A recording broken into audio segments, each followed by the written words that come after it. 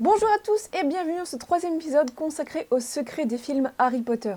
Aujourd'hui, nous nous attaquons à Harry Potter et le prisonnier d'Azkaban. Depuis sa sortie en 2004, il est resté mon film Harry Potter favori. J'ai toujours adoré l'évolution que Quaron avait fait subir à l'univers, les paysages d'Écosse que l'on peut voir autour du château, la musique, les créatures, enfin bref, c'est parti pour 20 secrets sur Harry Potter et le prisonnier d'Azkaban.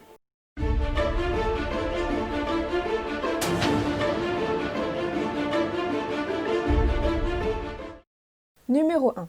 Alors que Chris Columbus, le réalisateur des deux premiers Harry Potter, vient d'enchaîner sans presque deux interruptions les deux premiers volets de la saga, il décide de ne pas renouveler l'expérience et de laisser sa place à un nouveau réalisateur, Alfonso Cuarón. Ce dernier vient d'être nominé aux Oscars pour son dernier film Itumamo Tambien, qui aborde finalement un thème assez proche de Harry Potter et le prisonnier d'Azkaban, l'adolescence. Et d'ailleurs, dans ce troisième volet, Cuarón fait une petite référence visuelle à Itumamo Tambien, dans la scène où Harry, Ron et Hermione observent l'exécution de Buck au loin et où Hermione pleure sur l'épaule de Harry. Cette scène renvoie clairement à une scène de Itumamo Tambien. Numéro 2. Comme je vous disais juste avant, ce film a en grande partie pour thème l'adolescence. Et d'ailleurs, Cuarón a voulu travailler davantage sur les émotions des personnages et la façon dont les acteurs avaient évolué. C'est pour ça que quand Cuarón est arrivé sur le projet, il a demandé aux trois acteurs principaux d'écrire quelque chose sur leurs personnages pour parler de leur évolution et leurs sentiments. Alors Rupert Grint, lui, fidèle à Ron, n'a pas rendu son devoir tout simplement. Daniel Radcliffe, quant à lui, était super content de ce qu'il avait rendu. Et en fait, il a vite déchanté quand il a vu Emma Watson arriver le lendemain avec 16 pages de devoirs. Et ce qui montre bien qu'au final, la distribution est très fidèle au personnage. Numéro 3. Un des plus gros défis pour ce film a été de trouver un nouveau Dumbledore. En effet, Richard Harris, l'interprète des deux premiers Dumbledore, est décédé avant le début du tournage du troisième film. Le deuil a d'ailleurs été très difficile puisqu'il était le parrain de David Heyman, le producteur de la saga, et ce dernier a refusé pendant quelque temps d'entendre parler d'un autre Dumbledore. Cependant, l'équipe a rapidement pensé à Michael Gambon.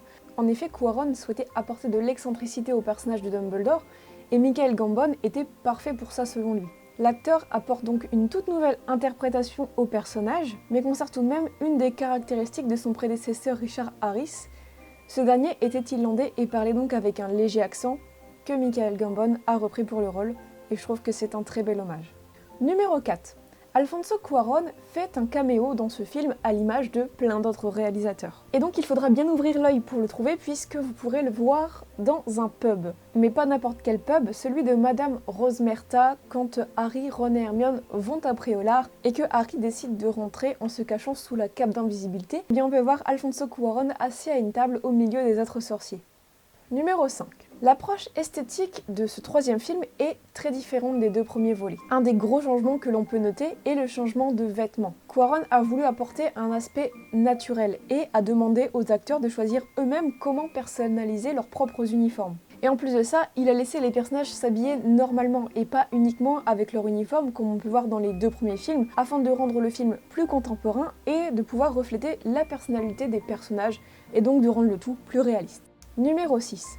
Pour rester dans les costumes, la costumière Jenny Temim a décidé pour ce film d'attribuer une palette de couleurs pour chacun des personnages principaux.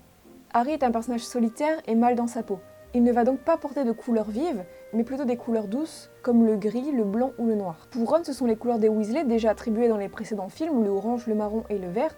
Et Hermione, elle, va porter des couleurs plus chaudes, pour donner un équilibre dans le groupe, du rose, du beige ou du bleu. Et vous pourrez remarquer que cette palette de couleurs a été conservée jusqu'à la toute fin de la saga. Numéro 7.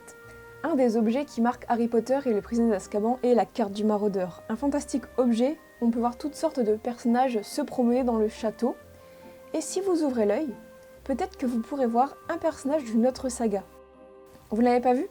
Eh bien si vous regardez plus attentivement, vous pourrez voir le nom de Newt Scamander apparaître. Donc Newt Scamander ou Norbert Dragono qui est devenu l'un des personnages principaux de la nouvelle saga issue du monde de Harry Potter, les Animaux Fantastiques. Et donc c'est assez amusant d'imaginer Norbert Dragono se promener dans les couloirs de Poudlard pendant la troisième année de Harry. Numéro 8.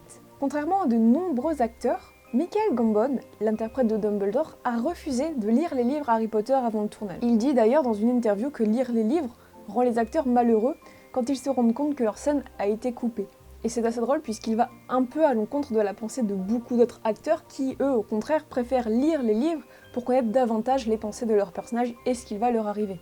Numéro 9. Qui n'a jamais rêvé de prendre le Magicobus et de rouler à toute vitesse dans les rues de Londres? Ce bus comporte 3 étages et bien entendu cela n'existe pas dans la vraie vie. Pour le réaliser, l'équipe a donc récupéré un bus à impérial, c'est-à-dire un bus à 2 étages, comme ceux que vous pouvez trouver à Londres, et l'a coupé en deux et a rajouté tout simplement une partie au milieu puis l'a peint en violet. Et d'ailleurs les scènes où l'on voit le Magicobus dans les rues de Londres ont réellement été tournées dans Londres. Alors il était possible de croiser un bus à 3 étages à cette époque pendant le tournage. À moins que vous soyez un moldu et que vous ne l'avez pas vu. Et donc pour donner l'impression justement que le bus se déplaçait très très vite, lors du tournage, les autres véhicules tels que les voitures ou les camions devaient rouler au ralenti et le Magicobus à vitesse normale. Le tout a ensuite été accéléré pour donner l'impression que les autres véhicules roulaient normalement et le Magicobus très très vite. Numéro 10. D'ailleurs en parlant du Magicobus, vous devez sans doute vous souvenir de la tête réduite. Eh bien cette tête réduite est une invention des films. En effet, J.K. Rowling n'a jamais fait mention de cette tête réduite dans le Magicobus, mais elle dit dans une interview qu'elle aurait aimé les inventer. Alfonso Cuarón dit qu'elle sert à remplacer la radio dans le Magicobus car ces dernières n'existent pas dans le monde magique.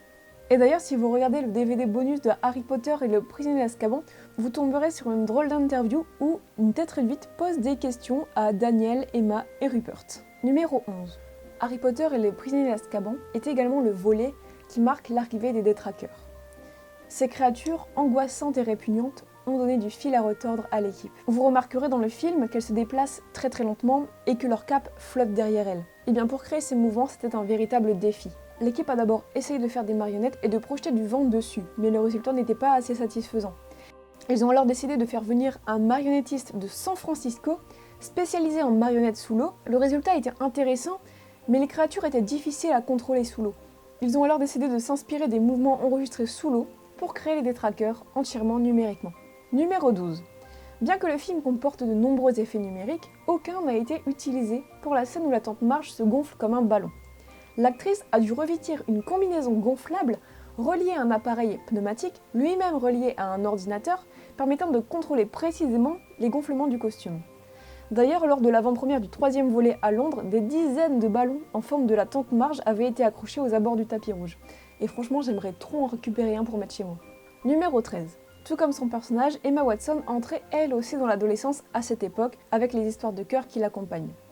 Sur le tournage du 3e film, Emma avait le béguin pour Tom Felton, l'interprète de Drago Malfoy. Elle a donc eu quelques difficultés à tourner la scène où Hermione doit donner un coup de poing à Malfoy, et elle dit elle-même qu'elle était très nerveuse face à lui et se mettait à rigoler bêtement. Bon, même s'il y a dû y avoir de nombreuses prises pour cette scène, le résultat reste très convaincant. Numéro 14. La cabane hurlante est le lieu des révélations les plus importantes du film. Le décorateur voulait qu'elle soit en bois, afin de lui donner un aspect plus fragile que le château qui lui est fait de pierre. Et donc, à l'image de la scène qu'elle contient très mouvementée en révélation, la cabane devait être en mouvement. Ils ont donc décidé d'inclure un mécanisme pour la faire basculer d'avant en arrière, et donc il y avait une grande structure en métal qui l'entourait, et donc les acteurs qui étaient dedans lors des prises, eh bien ils étaient en mouvement également. Numéro 15. Quand Emma Thompson, l'interprète du professeur Trelawney, a obtenu son rôle, elle avait déjà une idée bien précise du personnage en tête. Elle l'imaginait avec une énorme chevelure et de très gros yeux. Elle a alors envoyé une lettre à Alfonso Cuarón comportant divers croquis pour l'apparence de son personnage, et c'est plutôt drôle de voir au final à quel point les croquis ressemblent au résultat final. Numéro 16. Dans ce 3e volet, Cuarón a voulu donner encore plus d'importance au décor et notamment celui du château de Poudlard et du domaine qui l'entoure. Il a donc voulu presque transformer le château de Poudlard en personnage lui-même. Il voulait que chaque lieu qui avait été présenté jusque-là ait une logique et soit connecté les uns aux autres. Et pour apporter davantage de beauté au décor extérieur, il décide d'aller tourner en Écosse. L'Écosse est très propice à ce genre de tournage puisqu'il y a des montagnes et des lacs somptueux. L'équipe a alors décidé de tourner en mai car le temps normalement dans cette saison est assez favorable, et en plus de ça, il n'avait pas plu depuis très longtemps à cet endroit, donc c'était toute une aubaine. Mais malheureusement, dès le début du tournage, il s'est mis à pleuvoir pendant 28 jours d'affilée. Les acteurs, les décors et les accessoires croulaient sous la pluie, et il fallait sans arrêt les protéger.